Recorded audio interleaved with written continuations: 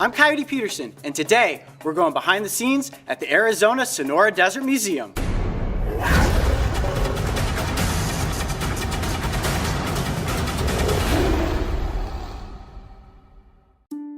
This morning we made the beautiful drive across the Sonoran Desert to arrive in Tucson Mountain Park, which is home to the Arizona Sonora Desert Museum.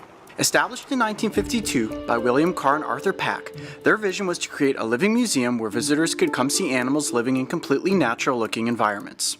Since childhood, I have been visiting this location, enthralled by all of its animal species and inspired to live a life of adventure and animals. Today, I'm lucky enough to walk the grounds with Will Bruner, the museum's curator of animal experiences, a job that as a child I could have only dreamed of. The first stop would be the mountain lion exhibit. This elusive desert cat has been an ambassador for the museum since 1952. Wow, look how beautiful that cat is. His mother was killed, and he was found as about a 4-month-old cub in California.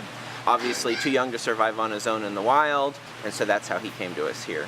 So this cat weighs about 100 pounds now and will grow to be about 200 pounds. It'll grow to be, almost 200 pounds. So almost double in size. It's amazing. Even from this distance, you can see how big this cat really is. The great thing about this exhibit is one of our goals is not only to create naturalistic, but also to create interesting environments for the animals. We vary sometimes feeds, we'll vary with placement of food. So this gives him a lot of choices, and choice is a really important thing to an animal in its environment. And is that kind of why you hide food throughout the enclosure? Exactly. So it forces him to almost have to hunt and search out Exactly. what it is We want him using all of those natural abilities, the ability to track his prey by scent or visual. He can actually work those muscles and as if he were taking down prey, basically stimulating their environment. Even putting scents in here might cause him to actually go and scent mark, which is another behavior he would do in the wild.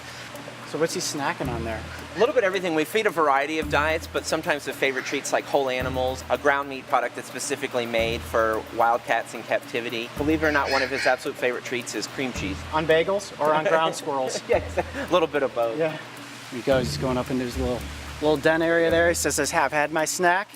Now it's time to take a nap." Okay, so Will, I feel like I'm standing right in the middle of the Sonoran Desert right now, but we're really just in part of the museum at this point, and it's amazing. I mean, you guys have designed this place to feel like you're actually in the environment. And that's one of the missions of the museum. We want you to really appreciate this area because the Sonoran Desert is like nowhere else in the world. It's a little bit of a microcosm of all the Sonoran Desert habitat here at the museum in a small space. So you can do the whole Sonoran Desert, which would take you months to walk it if you did it, but here at the museum, you can do it in a couple hours. We're a natural history museum as well as a zoo and a botanical garden. All of those roles play a really important part in the museum's mission to educate people about the Sonoran Desert. Wow, cool. All right, well, let's go find some more animals. Great. So right now we're working our way down, and I can see them over there by the side of the fence. Javelinas, this is like one of my favorite animals that lives out here in the Sonoran Desert. What I know of javelinas, Will, is that there are these little powerhouses of muscle and ferocity. And I mean, I can clearly see, I mean, this guy's no bigger than a golden retriever, but he looks like he's built like a tank. They are, and actually they're incredibly powerful little animals for their body size. Literally just the muscles on the head and the neck and the shoulders support that, the large jaws. They work together as a family to defend themselves, to defend their territory as well. I just saw two of them. They were kind of like rubbing each other's butts on each other's heads. What were they doing there? That's a social behavior. They have a musk gland or a gland on the top of their back.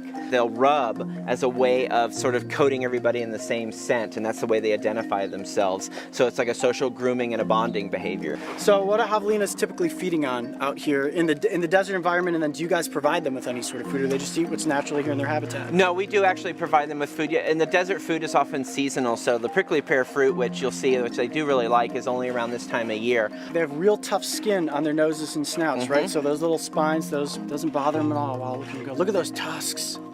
Now, do they use those tusks for anything defensive or for eating? What are the purpose of these tusks? They're defensive. They're basically used in any social altercations and also for defense. And those tusks are actually amazing. The way they line up in the javelina's mouth is that as they move back and forth, even with an open and closing their mouth, they're constantly sharpening those tusks. Wow. We're going to take a shortcut, one of the perks of being behind the scenes at the Desert Museum, on our way to go see the bighorn sheep.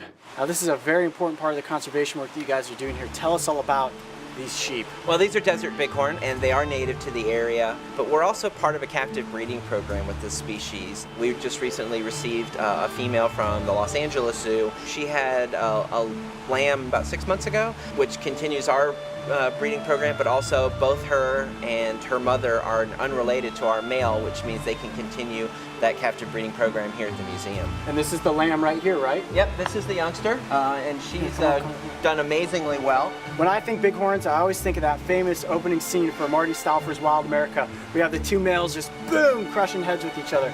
In the wild, they would break into male and female groups outside the breeding season, and within the male groups, they would start jousting and basically establishing who was going to be the dominant animal to breed. So what then is the ultimate goal of this species survival plan?